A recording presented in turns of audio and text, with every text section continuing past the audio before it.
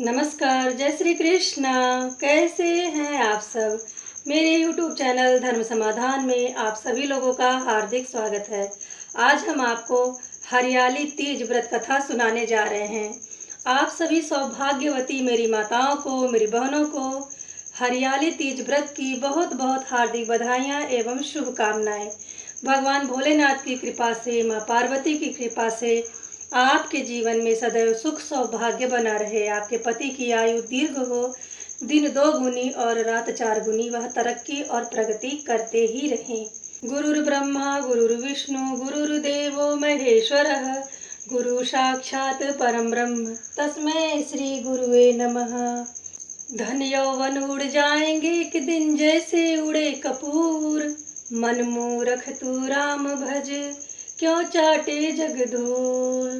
राम कृष्ण दोनों एक हैं, अंतर नहीं लिमेश, उनके नयन गंभीर हैं, इनके चपल विशेष। आशुतोष तुम अवढर दानी, आरत हरहु दीन जन जानी।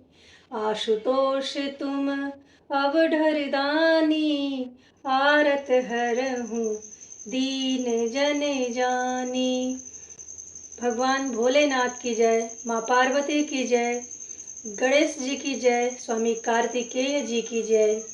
अब आप हरियाली तीज व्रत कथा सुने, जो हमारे धर्म ग्रंथों एवं शास्त्रों में इस प्रकार से बताया गया है। भगवान भोलेनाथ के पास माँ पार्वती बैठी हुई थी। उन्होंने शिव जी से कहा, हे स्वामी, हमने ऐसा कौन सा व्रत किया था, ऐसे कौन से दान किए थे, ऐसा कौन सा तप किया था, या क्या क्या हमने उपवास करे हैं, जिसके प्रभाव से आप मुझे पति के रूप में प्राप्त हुए हैं। तब भगवान भोलेनाथ ने माता पार्वती से कहा, हे प्रिये, अब मैं तुमसे उस वार्ता को कहता हूँ जो परम गुप्त है और मेरा सर्वस्व है। जिस प्रकार से तारों के मध्य में चंद्रदेव शोभायमान होते हैं, ग्रहों के मध्य में सूर्य देव उच्च स्थान प्राप्त करते हैं, सभी वर्णों में श्रेष्ठतम स्थान ब्राह्मण का है, देवी देवताओं में गंगा श्रेष्ठतम है, धर्म ग्रंथों एवं पुराणों में महाभारत सर्वश्रेष्ठ है, वेदों में सामवेद और इंद्रियों में मन श्रेष्ठ होता है। उसी वेद में, पुराण में इसका वर्णन आया है कि जिसके प्रभाव से आपको मेरा आश्रय प्राप्त हुआ है। हे प्रिय, श्रावण मास के शुक्ल पक्ष की तृतीया तिथि को तुमने इस व्रत का अनुष्ठान किया था। इस व्रत को करने से सभी पाप नष्ट भ्रष्ट हो जाते हैं। तुम जब राजा हिमावन की पुत्री थी, उसी समय हिमालय पर्वत पर तुमने यह व्रत किया था। माँ पार्वती बोली, हे स्वामी, कैसा व्रत किया था, किस कामना से किया था और किस प्रकार से यह पूर्ण हुआ था? हे स्वामी, कृपा करके सविस्तार कहें। भगवान भोलेनाथ ने कहा, हे प्रिय, आर्यावर्त में हिमालय नाम का एक पर्वत है। उस पर्वत पर अनेक प्रकार के जीव जंतु, पशु पक्षी और जानवर निवास करते हैं, जहाँ पर अनेक देवता, गंधर्व, सिद्ध पुरुष और किन्नर वास करते हैं। जो हिमालय पर्वत बर्फ से ढका रहता है, जहाँ की धारा गंगा की है और वह कल कल ध्वनि करती हुई सुगमता से बहती है। हे गिरजा, तुमने बाल्यावस्था में उसी स्थान पर कठोर तप किया था। 12 वर्ष की आयु में तुमने मुख नीचे करके धूम्रपान किया था। 64 वर्ष तक तुमने बेल के पत्ते भोजन के रूप में ग्रहण करके तप किया था। माघ के महीने में जल में रह करके तप किया था। वैशाख के महीने में अग्नि में प्रवेश करके कठोर साधना करी थी। सावन के महीने में बाहर खुले में निवास करके अन्न जल का त्याग कर दिया था और बड़े ही कष्ट से तप किए। तुम्हारे कष्ट को देख करके तुम्हारे पिता को बड़ी ही चिंता हुई। वह विचार करने लगे कि मैं अपनी कन्या का वरण किसके साथ करूं। ऐसा वह विचार कर ही रहे थे, तभी देवों में श्रेष्ठतम ब्रह्मा जी के पुत्र देव ऋषि नारद का आगमन होता है। देव ऋषि नारद ने शैलपुत्री को देखा। तब राजा हिमावन ने देव ऋषि नारद को प्रणाम किया और उनका आदर सम्मान उचित रूप से करके उन्हें सिंहासन पर विराजमान किया। राजा हिमावन ने ऋषि से आदर पूर्वक कहा, हे ऋषि, अहो भाग्य जो आज आप यहाँ पधारे हैं। हे ऋषि श्रेष्ठ, कृपा करके आप यहाँ आने का कारण बतावें। तब देव ऋषि नारद ने कहा, मैं भगवान विष्णु का भेजा हुआ एक दूत हूँ और अब तुम मेरी बात ना ध्यान से सुनो। तुम अपनी कन्या के लिए योग्य वर ढूंढ रहे हो। ब्रह्मा, इंद्र, शिव आदि देवताओं में भगवान श्री हरि विष्णु सर्वश्रेष्ठ हैं। इसलिए मैं चाहता हूँ तुम अपनी कन्या का वरण भगवान श्री हरि विष्णु के साथ निश्चित कर दो। राजा ने यह बात सुनकर देव ऋषि नारद से कहा कि यदि नारायण स्वयं मेरी कन्या का वरण करना चाहते हैं तो इससे उत्तम और क्या हो सकता है। यह तो मेरे लिए परम गौरव की बात होगी। हे देव ऋषि नारद, मैं अवश्य ही अपनी कन्या का विवाह नारायण के साथ संपन्न कर दूंगा। देव ऋषि नारद यह बात सुनते ही अंतर ध्यान हो जाते हैं और पीताम्बरधारी श्री हरि विष्णु से हाथ जोड़कर कहते हैं कि आपका विवाह कार्य हमने निश्चित कर दिया है। इधर राजा हिमालय अपनी पुत्री से कहते हैं कि मैंने तुम्हारा विवाह गरुड़ ध्वज पीताम्बरधारी जगत के पालनहार श्री हरि विष्णु नारायण के साथ तय कर दिया। मेरी सदैव यही कामना थी कि मेरी पुत्री का विवाह किसी योग्य वर के साथ हो और ऐसा ही हुआ। पिता के वचन को सुनते ही माँ पार्वती अपने सहेली के घर चली जाती हैं। वहाँ पृथ्वी पर गिर के विलाप करने लगती हैं। उनको रोते बिलखते देखकर उनकी सहेलियाँ बोलती हैं, हे सखी, तुम किस कारण से इतना करुण विलाप कर रही हो?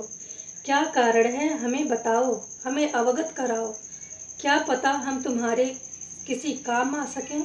तब माँ पार्वती ने अपनी अभिलाषा अपनी सखियों से कहा, मैं महादेव को अपना पति मान चुकी हूँ और उन्हें ही पति के रूप में प्राप्त करना चाहती हूँ। मेरी इस इच्छा को मेरे पिता ने नहीं पूछा और मेरा विवाह श्री हरि विष्णु के साथ तय कर दिया है। यही कारण है कि हे सखी, मैं अपने शरीर का त्याग करना चाहती हूँ। मेरा विवाह मेरे पिता नारायण से कर देंगे, परंतु मैं मन ही मन महादेव को ही अपने पति के रूप में स्वीकार कर चुकी हूँ, इसलिए मैं अपने शरीर का त्याग कर ही दूंगी। पार्वती जी के वचनों को सुनकर उनकी सखियों ने कहा, जिस वन को तुम्हारे पिता नहीं जानते हो तुम वहाँ चली जाओ। तुम्हारे पिता तुम्हें कितना भी ढूंढेंगे, तुम्हें पाएंगे नहीं। फिर माँ पार्वती अपनी सखियों के साथ में घनघोर वन को चली जाती हैं। इधर पिता हिमांचल पुत्री को खोज के परेशान रहते हैं। आखिर हमारी पुत्री गई तो कहाँ गई? कहीं ऐसा तो नहीं कि मेरी पुत्री का हरण किसी दानव ने, देव ने, किन्नर ने, नाग ने कर लिया है। मैंने नारद जी को वचन दिया है कि मैं अपनी पुत्री का विवाह नारायण से कर दूंगा। हाय, मेरे वचन का क्या होगा? मेरे वचन की लाज राखें प्रभु। ऐसा कहते हुए राजा हिमावन मूर्छित होकर धरती पे गिर जाते हैं। सभी मंत्री राजगढ़ मूर्छा समाप्त होने के बाद राजा हिमावन से पूछते हैं, हे राजा, आपको किस बात का कष्ट है? क्या कारण है जिसके कारण आप विचार करते करते पृथ्वी पे मूर्छित होकर गिर गए? राजा ने कहा, मेरी पुत्री पार्वती नहीं मिल रही है। मुझे ऐसा लगता है उसे किसी देव ने, दानव ने या किसी सर्प ने डस लिया है या किसी हिंसक जंतु ने उसे खा लिया है। क्या कारण है जो मेरी पुत्री नहीं मिल रही है? और पुनः राजा मूर्छित हो जाते हैं। पुनः मूर्छा से दूर होने के बाद में राजा हिमालय ने कहा, मेरे दुख का कारण यही है कि मेरी रत्न रूपी कन्या का कहीं पता नहीं चल रहा है। संभवतः उसका किसी ने हरण कर लिया है। क्या कारण है? किस तरह से उसे प्राप्त करूं? उसके बाद हे प्रिय पार्वती, पुनः स्वस्थ होने पर वह तुम्हें ढूंढने के लिए निकल जाते हैं। सिंह आदि अनेक प्रकार के जंगली जानवरों को होने के कारण वन में बड़े बड़े भयानक प्रतीत होते थे। इधर तुम अपनी सखियों के साथ भयानक जंगल में प्रवेश करती हुई एक नदी के किनारे पहुंच जाती हो, जहां पर तुमने अन्न का त्याग करके बालू और रेत का शिवलिंग बना करके मेरी आराधना करी। उस स्थान पर तुमने श्रावण मास के शुक्ल पक्ष की तृतीया तिथि को मेरा विधि विधान के साथ पूजन अर्चन किया था। तभी से हरियाली तीज उस दिन को माना जाता है।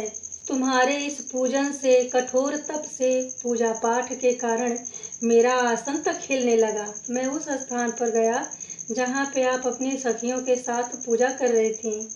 मैंने तुमसे कहा, हे देवी, तुम्हारे पूजा पाठ से, उपवास से मैं प्रसन्न हूँ, तुम वर स्वरूप वरदान मांगो।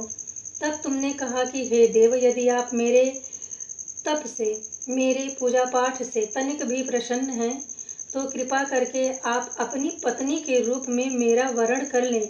शिव माता पार्वती से कहते हैं कि उसी समय मैंने तुमको तथास्तु करके अंतर ध्यान हो गए थे।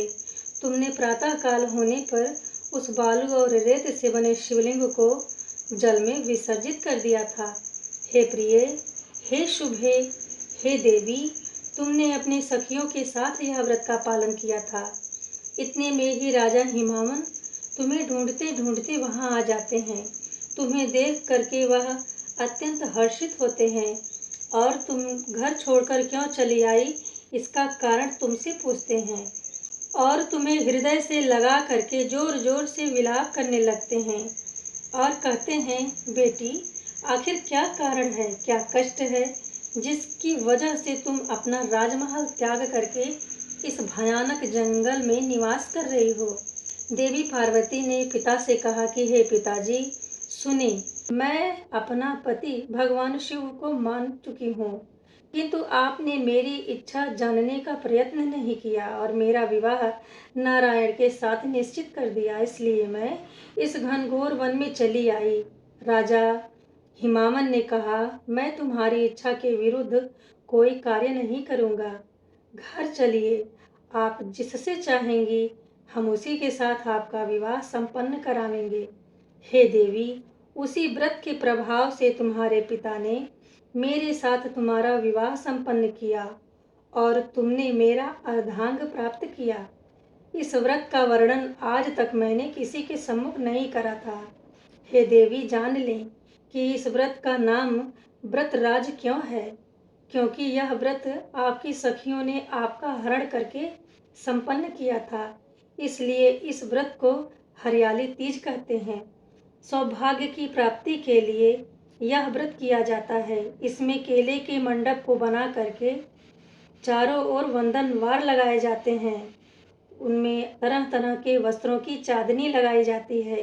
विधि पूर्वक महिलाएं श्रृंगार करके, सुभाषित लेप लगा करके मेरी और तुम्हारी आराधना करते हैं।